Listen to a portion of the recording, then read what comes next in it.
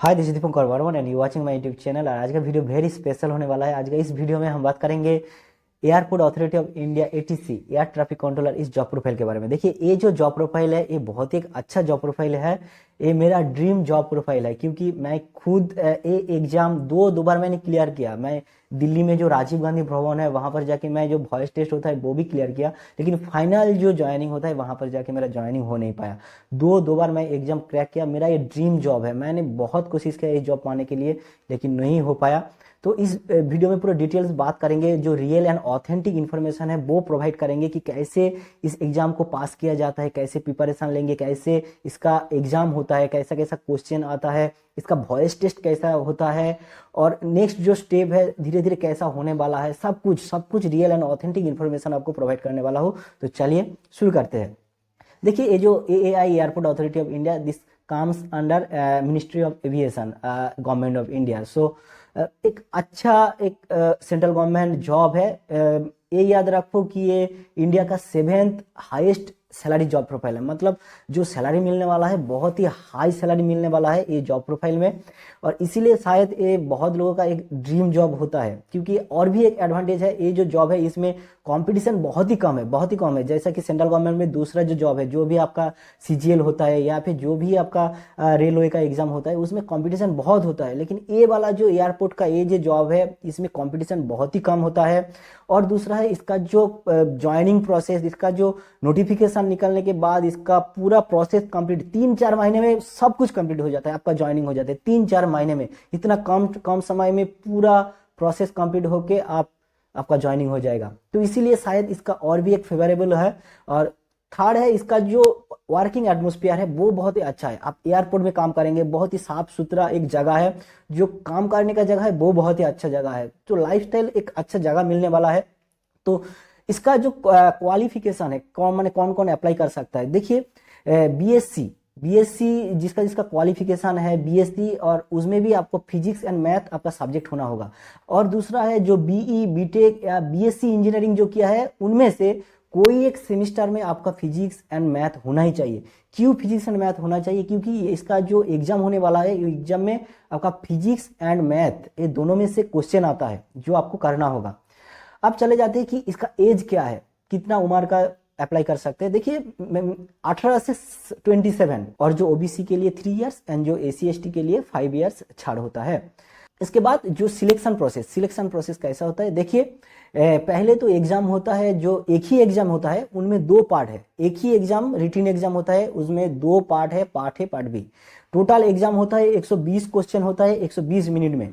उनमें से 60 क्वेश्चन आता है पार्ट ए से और 60 क्वेश्चन पार्ट बी से। ये जो 60 क्वेश्चन पार्ट ए से आता है, इनमें से जो भी है, मैथ है, रीजनिंग है, इंग्लिश है, जीके जीएस, जो सेंट्रल गवर्नमेंट का जो भी कॉम्पिटिटिव एग्जाम का सिलेबस है वही सिलेबस, वही सब क्वेश्चन आता है। 60 क्वेश्चन आता है। इनमें से आपका मैथ रहता है, आपका 15 क्वेश्चन रहता है। जीआई का जो रीजनिंग है वहां उसका 15 क्वेश्चन रहता है। इंग्लिश का 20 क्वेश्चन रहता है और जीके जीएस का 10 क्वेश्चन रहता है। टोटल 60 क्वेश्चन जो पार्ट ए का। और पार्ट बी का जो होता है वो होता है आपका फिजिक्स 30 मार्क आता है और मैथ 30 मार्क्स आता है। यहाँ पर जो फिजिक्स एंड मैथ इसका जो सिलेबस है वो 12th लेवल का जो एनसीईआरटी होता है उसी लेवल का होता है। जो कॉम्पिटिटिव लेवल का क्वेश्चन आता है वो मॉडरेट ठीक ठाक है, और जो फिजिक्स मैथ का क्वेश्चन आता है वो 12th लेवल का, जो आईआईटी लेवल का, आईआईटी जेई लेवल का जो क्वेश्चन का स्टैंडर्ड होता है उस लेवल का क्वेश्चन आता है। तो पास करने के बाद आप होगा इंटरव्यू, जो वॉइस टेस्ट बोला जाता है, जो वॉइस टेस्ट। यहाँ पर आप वॉइस टेस्ट के लिए जाएंगे राजीव गांधी भवन में, वहां पर उसी दिन आपका डॉक्यूमेंट्स वेरिफिकेशन होगा। आपको सब कुछ डॉक्यूमेंट्स लेके वहां पर जाना होगा, डॉक्यूमेंट्स वेरिफिकेशन होगा। डॉक्यूमेंट्स वेरिफिकेशन के बाद आपका नेक्स्ट एक रूम में जाना होगा, वहां पर आपका हियरिंग एंड मेमोरी टेस्ट होगा। हियरिंग एंड मेमोरी टेस्ट आपको बैठा के एक कंप्यूटर में एक स्टोरी चला देगा। जो भी स्टोरी है वो एयरपोर्ट रिलेटेड एक स्टोरी चला देगा, और आपको हेडफोन लगा देगा, आपको कानों में वो सुनाई देगा वो स्टोरी खत्म हो जाने के बाद उसका 5-6 को क्वेश्चन आएगा, वो क्वेश्चन करना होगा। वो क्वेश्चन का आंसर वही स्टोरी में छुपा हुआ है, तो आपको वो स्टोरी याद से सुनना है। वही आपका मेमोरी टेस्ट होता है और हियरिंग टेस्ट होता है। आपका ठीक से सुनाई आपको देता है कि नहीं, और आपका मेमोरी कितना है, कितना मेमोराइज करके आप उसको याद रख सकते हैं। तो वहीं पर आपका मेमोरी टेस्ट होगा, और उसके बाद आपको क्वेश्चन का आंसर देना होगा। वहां पर पास करने के बाद फिर आपका नेक्स्ट एक रूम में आपको भेजा जाएगा। वहां पर 3 गो शेयर बैठा रहता है पर माने नेक्स्ट बाय नेक्स्ट। आपका पहला जो शेयर है उसके सामने आपका माने चेयर में जाके बैठे, फिर उसका वो आपका इंटरव्यू लेगा, आपका जो भी आपका पूछेगा, आपका ओवरऑल जो बेसिक नॉलेज है, आपका जो सिचु माने प्रेशर हैंडल करने का जो मेंटेलिटी है वो आपको देखा, आपके अंदर जो कितना मैच्योरिटी है वो आपको देखता है। यहाँ पर याद रखो जो भी इंटरव्यू होता है पूरा फुल्ली इंग्लिश में होता है, पूरा इंग्लिश माने कन्वर्सेशन, कोई हिंदी का कोई यहाँ पर ये नहीं है, पूरा फुल्ली इंटरव्यू यहाँ पर पूरा इंग्लिश में होता है। वहां पर जाके जो इंटरव्यू हो जाने के बाद फिर आपको नेक्स्ट एक जो है उसके पास आपको जाना होगा, वो आपका जो सब्जेक्ट है वहां से आपको क्वेश्चन पूछता है, जो भी आपको फिजिक्स से क्वेश्चन पूछता है, एयरपोर्ट रिलेटेड क्वेश्चन पूछता है, ये माने प्लेन कैसे काम करता है, रडार कैसे काम करता है, वही सब क्वेश्चन पूछता है। ओवरऑल आपको नॉलेज देखा जाता है। उसके बाद थर्ड एक आपको बेंच में भेजा जाता है, वहां पर रीडिंग टेस्ट होता है, आपको एक स्टोरी आपको पढ़ना होगा। वहां पर स्टोरी कुछ भी हो सकता है, उस दिन का एक जो न्यूज़पेपर है उसका भी स्टोरी हो सकता है, या फिर जो एयरपोर्ट का कुछ स्टोरी है वो आपको एक मैगजीन आपको दे देगा। वहां पर आपको रीडिंग टेस्ट दिखाएगा, आपका जो बोलने का जो फ्लुएंट माने कितना आप इंग्लिश अच्छे से बोल सकते हैं वही वहां पर आपको दिखा जाता है। भाई जो नेक्स्ट स्टेप है ये सब कंप्लीट हो जाने के बाद उस दिन का जो भी है आपको वॉइस टेस्ट या फिर जो इंटरव्यू है वो कंप्लीट हो गया, आप चले आएंगे। उसके बाद आपको जो फाइनल नाम है वो आपको रिलीज होगा। आपका अगर नाम आ जाएगा तो उसके बाद आपका ज्वाइनिंग एंड मेडिकल के लिए बुलाया जाएगा। यहाँ पर ज्वाइनिंग मेडिकल जो होता है उसका अलग से उसका हॉस्पिटल है, वहाँ पर आपका मेडिकल टेस्ट होता है। मेडिकल टेस्ट बहुत सारा अच्छा मेडिकल टेस्ट भी होता है, लेकिन उसको लेके एक अलग से वीडियो बना दूंगा।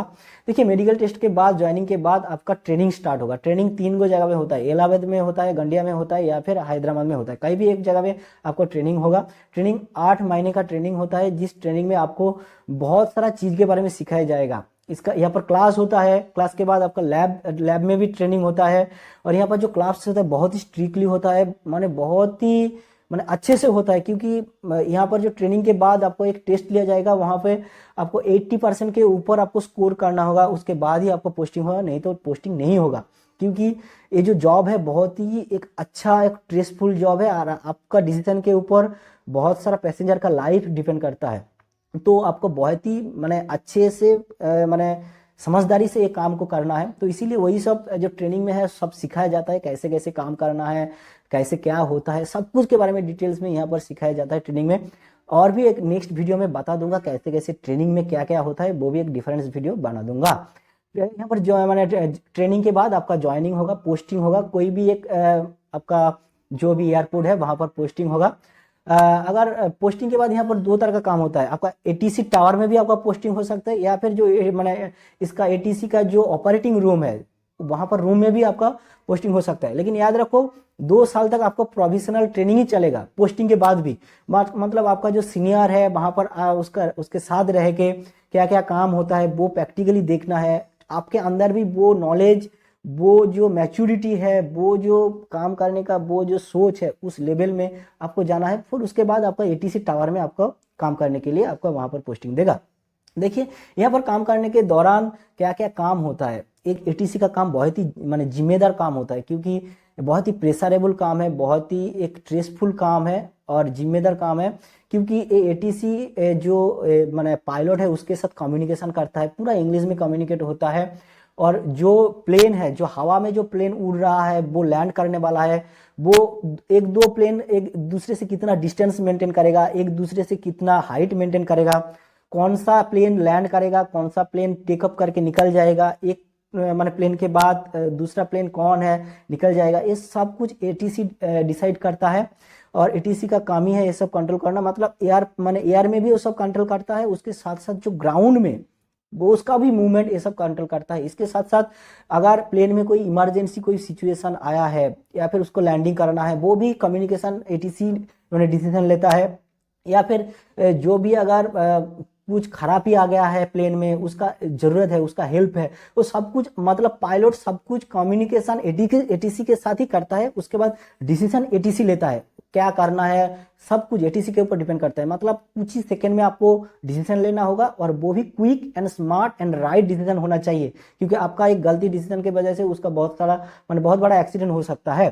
तो यही है कि प्रेशरेबल जॉब है, शिफ्टिंग ड्यूटी है, 6 घंटा करके शिफ्ट होता है। जो बिजी एयरपोर्ट है वहां पर 6 घंटा का शिफ्टिंग होता है, और जो छोटा मोटा एयरपोर्ट होता है वहां पर उतना प्रेशर नहीं रहता है, वहां पर जो जनरल जो ड्यूटी होता है उसी हिसाब से शिफ्टिंग ड्यूटी होता है। मैंने बीजी स्टेशन में ज्यादातर 6 घंटा का ड्यूटी होता है, वो भी अगर 2 घंटा ड्यूटी करने के बाद 45 एक घंटा का एक ब्रेक मिलता है। देखिए काम करने का जो एटमोस्फियर है वो बहुत ही साफ सुथरा एक अच्छा जगह है। एटीसी टावर के अंदर जो काम होता है बहुत ही प्रेशरेबल जॉब और बहुत ही अच्छा एक जॉब है। और उसके साथ साथ इसका जो सैलरी है बहुत ही एक हाई सैलरी, एक job profile high salary. Yes, आप ज्वाइन करने के बाद आपका सब कुछ मतलब आपका ग्रॉस सैलरी जो भी है उसको छोड़ छाड़ के थोड़ा सा जो भी है टैक्स काटेगा, जो भी डिडक्शन होगा सब काट कूट के आपका स्टार्टिंग सैलरी 70-75 हज़ार के आसपास बन जाता है। और वही आप अगर 3 साल ऐसी नौकरी हो जाएगा तो वो 1 लाख के आसपास सैलरी पहुंच जाता है। बहुत ही अच्छा एक हाई प्रोफाइल जॉब है, तो सैलरी के मामले में बहुत ही अच्छा है। और लास्ट में बात करेंगे कि लीव छुट्टी छाटा लेंगे, छुट्टी छाटा कितना की मिलता है। देखिए यहाँ पर तो 12 गो कैजुअल लीव मिलता है, रेस्ट्रिक्टेड लीव 2 गो मिलता है, या फिर जो आर्न लीव मिलता है वो 30 गो मिलता है, और हाफ पे लीव मिलता है आपको 20 गो। जो जनरल ड्यूटी जिसका होता है उसका तो ओवरऑल एनएच मिल जाता है जो नेशनल हॉलीडे, लेकिन जो शिफ्टिंग ड्यूटी होता है उनका तो एनएच नहीं मिलता है। उसके बाद उसको नाइट ड्यूटी भी करना होता है, जैसे जैसे शिफ्टिंग ड्यूटी आता है उस हिसाब से करना पड़ता है। तो इसीलिए जो शिफ्टिंग ड्यूटी होता है इन लोगों के अलग से सीएल ज़्यादा दिया जाता है, प्राय 25 के आसपास 25 एक सीएल आसपास दिया जाता है। तो यही था ओवरऑल पूरा एटीसी का जॉब प्रोफाइल के बारे में। इसके अलावा जो भी अलग अलग ट्रेनिंग है, जो भी मेडिकल है, जो भी जॉब प्रोफाइल है, जो भी लीव है, धीरे धीरे सब डिफरेंट डिफरेंट वीडियो बना के डिटेल्स में मैंने इन्फॉर्मेशन आपको प्रोवाइड करा दूंगा। तो यही था ओवरऑल इस जॉब प्रोफाइल के बारे में। आशा करता हूँ जितना भी इन्फॉर्मेशन आपको प्रोवाइड किया हूँ बहुत ही आपके लिए हेल्पफुल हुआ है, जो रियल एंड ऑथेंटिक इन्फॉर्मेशन है। और स्पेशली ये मेरा ड्रीम जॉब है, बहुत ही अच्छा एक जॉब है। मैं खुद बहुत ही मैंने 2 बार ट्राई किया हूँ, फिर फाइनल में जाके नहीं हो पाया हूँ। वो बहुत ही एक बोलते हैं ना, पास करने से ज़्यादा जो फेल होता है उसको मालूम होता है कि क्या क्या मिस्टेक है। तो वॉइस टेस्ट वाला जो जगह है बहुत सारा लोगों का मालूम है कि वॉइस टेस्ट होता है लेकिन इंटरव्यू नहीं होता है, ये गलत है। वॉइस टेस्ट के अंदर डिटेल्स में सब कुछ इंटरव्यू होता है। ओके, तो ये बात याद रखो। तो यही था ओवरऑल इस जॉब प्रोफाइल के बारे में। तो मिलते हैं नेक्स्ट वीडियो में, ऐसे ही चैनल के साथ जुड़े रहिए।